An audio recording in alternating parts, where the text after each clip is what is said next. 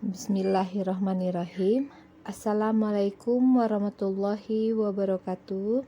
Selamat pagi Bapak dan Ibu. Salam sejahtera buat kita semua. Yang saya hormati Bapak mentor saya, Bapak Roni Zaika, Escape Nurse. Yang saya hormati Bapak Fisika Prasetyo Putra, STMT, selaku coach saya. Perkenalkan, saya Eka. Mohon izin untuk memaparkan rancangan aktualisasi saya yang berjudul Pemanfaatan Literasi Digital dan Home Visit Bidan dalam Meningkatkan Akseptor Keluarga Berencana Ibu Pasca Persalinan atau disingkat Bidan Kebulan di wilayah kerja Puskesmas Pulau Tiga Barat. Sekilas mengenai profil saya. Nama saya Eka Hasni Septiana, Sarjana Sains Terapan. Di sini saya bekerja di Puskesmas Pulau Tiga Barat sebagai bidan ahli pertama. Adapun visi dari Puskesmas Pulau Tiga Barat yaitu terwujudnya puskesmas dengan pelayanan dalam meningkatkan profesional, produktivitas, dan memiliki semangat juang tinggi dalam meningkatkan kinerja dan memajukan Kecamatan Pulau Tiga Barat. Dengan misi yaitu pertama, mewujudkan pelayanan kesehatan yang bermutu, profesional, merata, dan terjangkau oleh masyarakat secara efektif dan efisien. 2. Meningkatkan tata kelola puskesmas dengan baik melalui perbaikan manajemen dan kualitas sumber daya manusia yang profesional serta kualitas, kuantitas, sarana, dan prasarana yang ditingkatkan agar pelayanan maksimal. 3. Meningkatkan kesadaran masyarakat agar sadar gizi. 4. Meningkatkan kesehatan ibu dan anak melalui persalinan di fasilitas kesehatan. Puskesmas Pulau Tiga Barat terletak di Jalan Raya Desa Pulau Tiga, Kecamatan Pulau Tiga Barat, Kabupaten Natuna, Provinsi Kepulauan Riau, dengan sumber daya manusia pada tahun 2022 berjumlah 48 orang pegawai. Untuk tahun 2022, Puskesmas Pulau Tiga Barat dipimpin oleh Kepala Puskesmas yaitu Bapak Roni Zaika, Escape Nurse, dan dibantu oleh Kasubag TU Ibu Dina Putriani AMK dengan tata nilai PAUS P yaitu profesional, bekerja maksimal sesuai dengan kompetensi. A. Amanah, bekerja dengan penuh tanggung jawab. U. Unggul, menjadi pelayanan kesehatan yang terdepan. S. Santun, ramah terhadap pasien. ASN merupakan profesi bagi pegawai negeri sipil dan pegawai pemerintah dengan perjanjian kerja yang bekerja pada instansi pemerintah. ASN berfungsi sebagai pelaksana kebijakan publik, pelayanan publik, serta sebagai perekat dan pemersatu bangsa. Selain tugas dan fungsi yang melekat pada pegawai ASN juga berperan sebagai perencana, pelaksana, dan pengawas penyelenggaraan tugas umum pemerintah dan pembangunan nasional. Diklat ini sangat penting untuk pengangkatan calon aparatur sipil negara menjadi aparatur sipil negara yang dilaksanakan dalam rangka membentuk nilai-nilai dasar ASN berakhlak agar mampu bersikap dan bertindak profesional dalam melayani masyarakat. Isu adalah suatu masalah yang terjadi baik di dalam maupun di luar organisasi yang muncul karena adanya kesenjangan antara realita dan ekspektasi yang apabila tidak segera diatasi akan berakibat buruk bagi organisasi ataupun pihak terkait. Berdasarkan uraian kegiatan tugas jabatan fungsional bidan ahli pertama menurut Permenpan RB nomor 36 tahun 2019 tentang jabatan fungsional bidan, ditemukanlah beberapa isu, yaitu 5 isu selama saya bergabung, yaitu 4 bulan di Puskesmas Pulau Tiga Barat sebagai CPNS. Isu yang pertama, Akseptor KB yang menggunakan alat kontrasepsi jangka panjang atau MKJP di wilayah kerja Puskesmas Pulau Tiga Barat.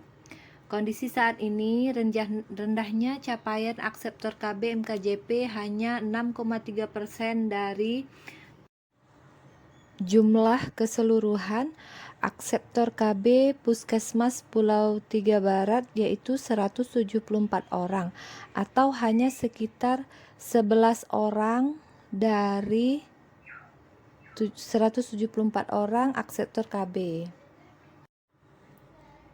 Kondisi yang diharapkan adalah meningkatnya penggunaan akseptor KB MKJP atau metode kontrasepsi jangka panjang, yaitu penggunaan implan, IUD, MOP dan MOW atau metode operasi wanita atau metode operasi pria.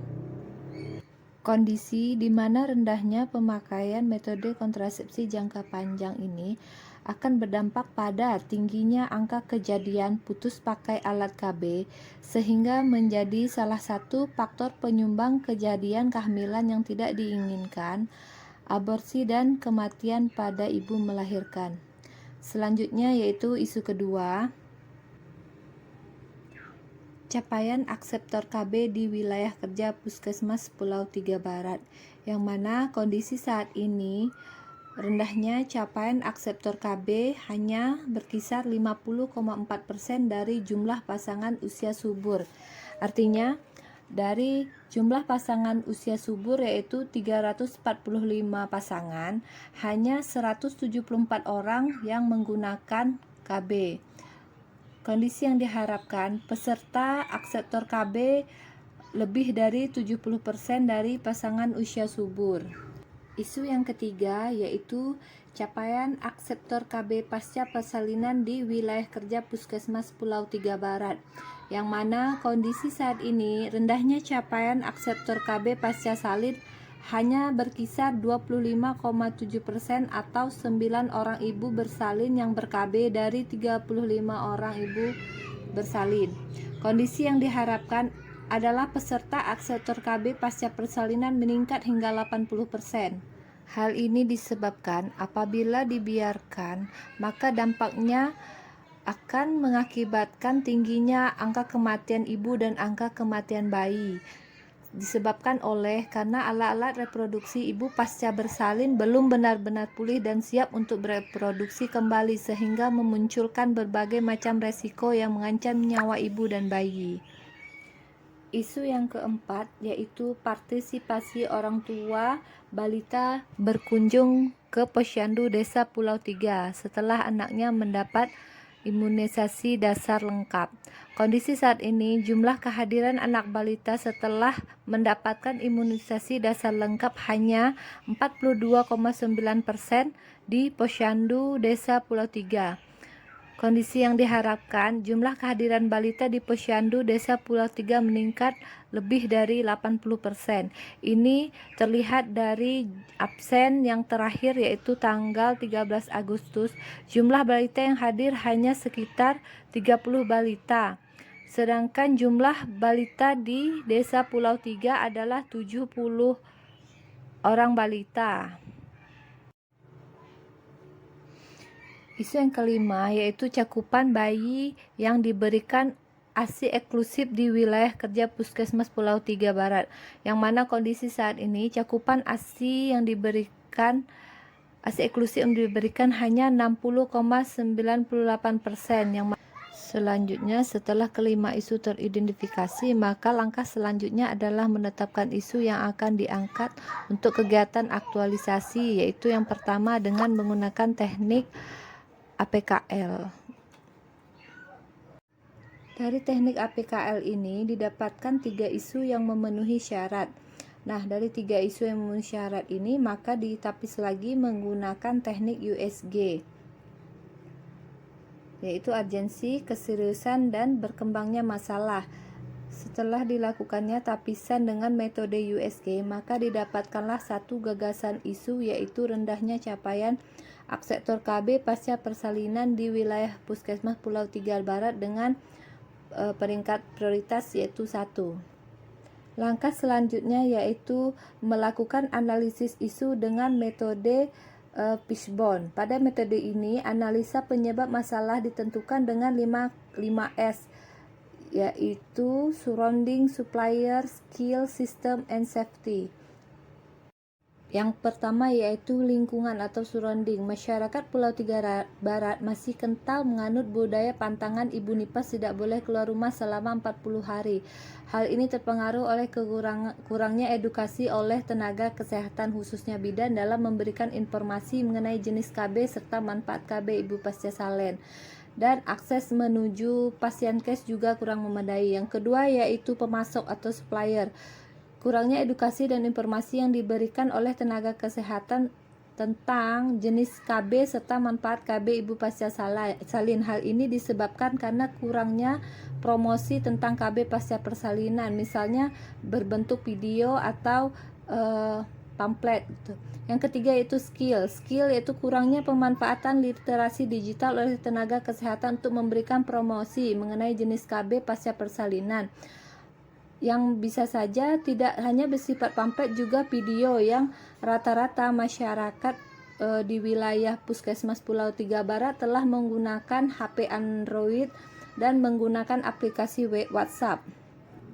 Yang keempat yaitu sistem pelayanan konsumen. Kurangnya pemanfaatan literasi digital oleh tenaga kesehatan untuk memberikan promosi mengenai jenis KB bersalin demi meningkatkan pelayanan kesehatan yang sudah ada semestinya. Yang kelima yaitu safety atau keselamatan. Akses menuju fasilitas kesehatan. Dari penyebab yang sering muncul dari isu rendahnya capaian akseptor KB di wilayah kerja Puskesmas Pulau Tiga Barat adalah kurangnya edukasi oleh petugas dan kurangnya pemanfaatan literasi digital untuk memberikan promosi kesehatan KB pasca salin serta manfaat dari jenis KB pasca salin. Maka diambillah pemecahan gagasan isu yaitu pemanfaatan literasi digital dan home visit bidan dalam meningkatkan akseptor keluarga berencana ibu pasca persalinan atau bidan kebulan di wilayah kerja Puskesmas Pulau Tiga Barat. Gagasan tersebut terkait dengan materi pembelajaran agenda 3 yaitu kedudukan peran ASN dalam NKRI, yaitu yang pertama manajemen ASN. Dalam melaksanakan home visit atau kunjungan ke tempat ibu pasca persalinan diharapkan bisa meningkatkan capaian akseptor KB pasca persalinan sesuai dengan tugas dan fungsi jabatan sebagai seorang bidan. Wajib menerapkan sikap profesionalisme dan hospitality dalam melakukan sosialisasi jenis dan manfaat KB pasca salin, melakukan home visit dengan menerapkan sikap entrepreneurship serta menerapkan sikap networking dan integritas dalam melakukan kerjasama dengan kader-kader kesehatan KB serta penanggung jawab KB di Puskesmas Pulau Tiga Barat.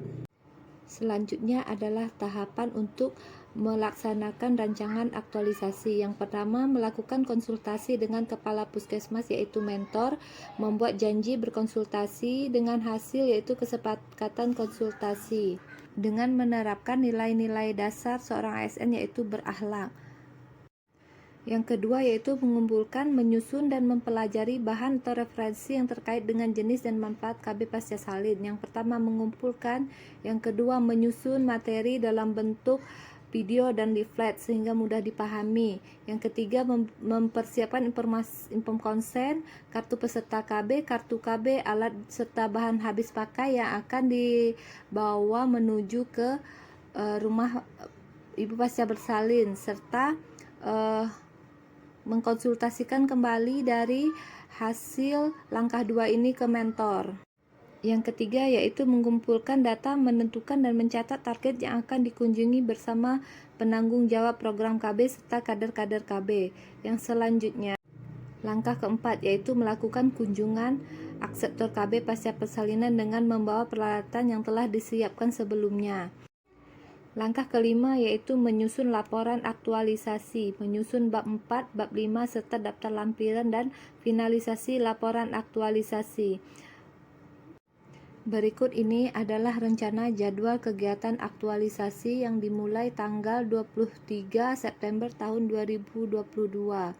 yang mana 2 hari saya akan mencoba untuk melakukan konsultasi dengan harapan pada hari ketiga dan keempat telah selesai menyusun leaflet, video, serta KB Kit yang akan saya gunakan untuk mengunjungi ibu pasca persalinan. Selanjutnya pada hari kelima ataupun keenam target sudah didapatkan dan dilaksanakan pada tanggal September hingga tanggal 4 November dengan harapan di saat minggu kedua bulan Oktober laporan aktualisasi telah selesai.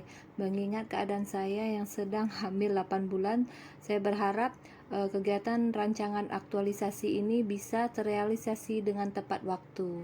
Demikian pemaparan rancangan aktualisasi saya. Mohon maaf apabila ada kesalahan. Mohon saran dan koreksinya ya Bapak dan Ibu. Terima kasih atas waktu yang diberikan. Wassalamualaikum warahmatullahi wabarakatuh.